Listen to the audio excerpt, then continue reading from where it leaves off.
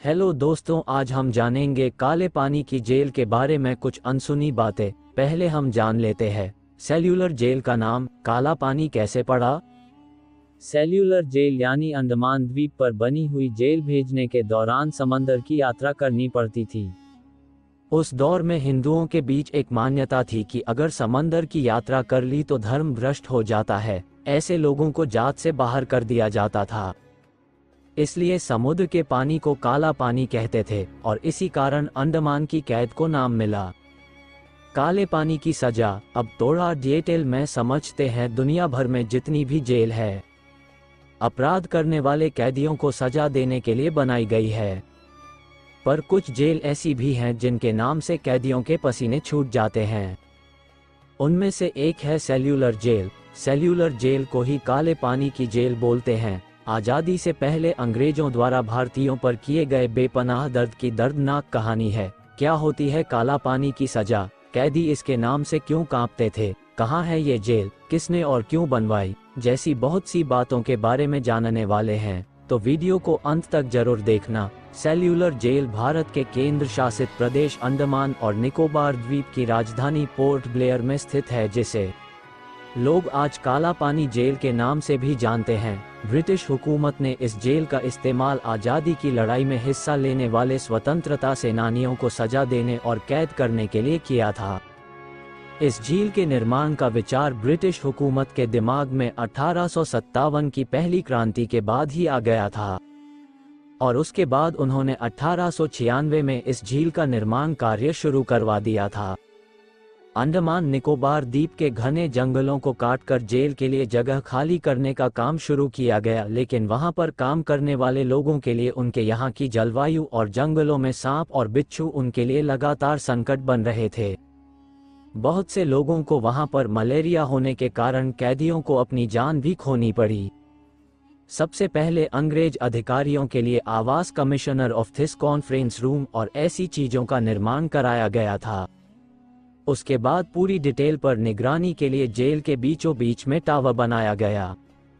इस टावर सहित सभी कैदियों पर नजर रखी जाती थी और साथ ही इस टावर के ऊपर एक बहुत बड़ा घंटा लगा था, जो किसी भी तरह का खतरा होने पर बजाया जाता था।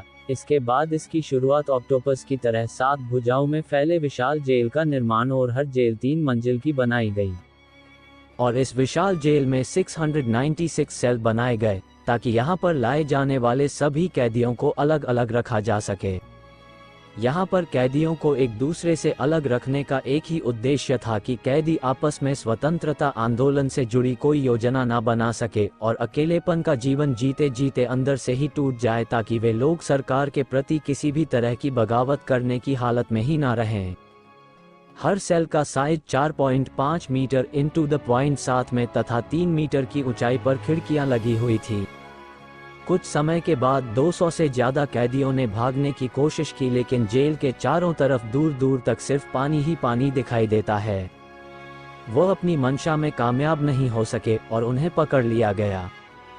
कुछ ने वहां के हालात और तनाव को देखते हुए आत्महत्या कर ली थी, तो वहीं जेलर वाकर ने जेल से भागने के जुर्म में 87 लोगों को फांसी पर लटकाने का आदेश दिया था। सेल्यूलर जेल के निर्माण में करीब 5,17,000 रुपए की लागत आई थी, जिसका मुख्य भवन लाल ईंटों से बना है। ये ईंट वर्मा से यहाँ मंगवाई गई थी, जो अब म्यांमार के नाम से जाना जाता है। और आखिर कुछ सालों बाद 10 मार्च 1906 को जेल का काम पूरा हुआ। इस जेल में बंद क्रांतिकारियों या यूं कहें कैदियों पर बहुत जुल्म ढाया जाता था और कैदी को रोजाना कोल्हू के बैल की तरह 30 पाउंड नारियल और सरसों को कोल्हू में तेल निकालना होता था। अगर वे ऐसा नहीं कर पाते तो उन्हें बुरी तरह कोरों से पीटा जाता था और कई सालों तक उन्हें बेड़ियों में जकड़ दिया जाता था। यहाँ रहने वाले कैदियों को पिसाई करने वाली मिल पर कई घंटों तक काम करवाना, कई सप्ताह तक हथकड़ी के साथ खड़े रहकर बागवानी करवाना, रस्सी बनाना, नारियल की जटा तैयार करना, कालीन बनाना, तौलिए बुनने का काम एकांत काल कोठरी में कैद करना, साथ ही हफ्तों तो भूखा रखने और सलाखों के पीछे कैद करना। ये सजाएं इतनी भयानक थी कि जिसमें कैदी को मानसिक और शारीरिक तौर पर अपाहिज बना दिया जाता था। अगर आपको ये सजा बहुत ज़्यादा लग रही है तो रुकिए, अभी और बहुत कुछ बाकी है। अगर कोई आपको घास से बनी सब्जी खिलाए तो आप क्या करोगे?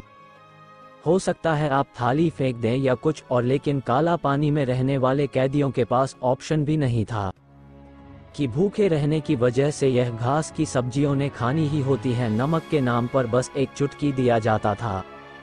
इस खाने की वजह से कई कैदियों की मौत भी हुई। इसके साथ उन्हें पीने के लिए पानी दिया जाता था, तो उसमें कीड़े पड़े रहते थे, जिससे अगर कोई आम इंसान देख ले तो घिन आ जाए।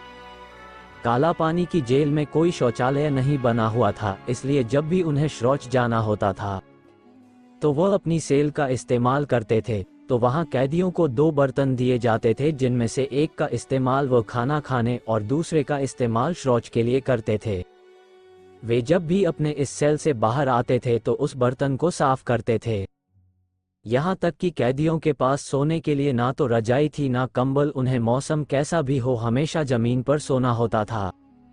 जब भी वहां रहने वाले किसी कैदी ने किस चीज की मांग की तो उन्हें इतनी भयानक सजा दी जाती थी जिसकी हम और आप कल्पना भी नहीं कर सकते, लेकिन ब्रिटिश सरकार को इससे कोई फर्क नहीं पड़ता था।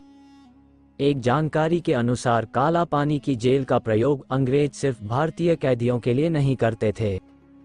यहाँ दूसरी जगहों के भी सेनानियों को कैद करके लाया जाता था। ब्रिटिश अधिकारियों के लिए ये जगह सबसे फेवरेट थी, क्योंकि ये द्वीप एकांत और दूर था। इस कारण आसानी से कोई आ नहीं सकता था और नहीं जा सकता। दूसरे विश्व युद्ध के दौरान जापानी शासकों ने इस जमीन पर कब्जा किया और अंग्रेजों को ही सेलुलर जेल में बंदी बना लिया गया। 7 में से 2 शाखाओं को जापानियों ने उसी समय नष्ट कर दिया था। द्वितीय विश्व युद्ध खत्म होने के साथ ही 1945 में अंग्रेजों ने इस पर वापस कब्जा कर लिया। काला पानी की सजा काटने वाले स्वतंत्रता सेनानियों में बटुकेश्वर दत्त, विनायक दामोदर सावरकर, बाबूराव सावरकर, सोहन सिंह, मौलाना रहमतुल्लाह, मौलवी अब्दुल रहीम, मौलाना फजले हक, खैराबादी, चंद्र चटर्जी, डॉक्टर योगेंद्र शुक्ला, पवन राव जोशी और गोपाल भाई परमानंद जैसे कई नाम शामिल थे। सेल्यूलर जेल की दीवारों पर वीर शहीदों के नाम आज भी लिखे हैं। साथ वहां एक संग्रहालय भी बना है, जहां पर उन अस्त्रों को देखा जा सकता है जिनसे स्वतंत्रता सेनानियों पर अत्याचार किए जाते थे। भारत को आज़ादी मिलने के बाद इसकी 2 शाखाओं को ध्वस्त कर दिया गया था। बाकी बची 3 शाखाओं और मुख्य टावर को 1969 में राष्ट्रीय स्मारक घोषित कर दिया गया। अगर आपको भी कभी मौका मिले तो एक बार सेल्यूलर जेल जरूर देखना। यह आपको अपनी वीर क्रांतिकारियों की हिम्मत और जज्बे को देखकर गर्व की अनुभूति होगी। भारत सरकार ने हमारे स्वतंत्रता सेनानियों की स्मृतियों को आज तक संभाल कर रखा है। अगर आप हमारे YouTube चैनल पर नए हैं तो चैनल को सब्सक्राइब जरूर करें। Thank you.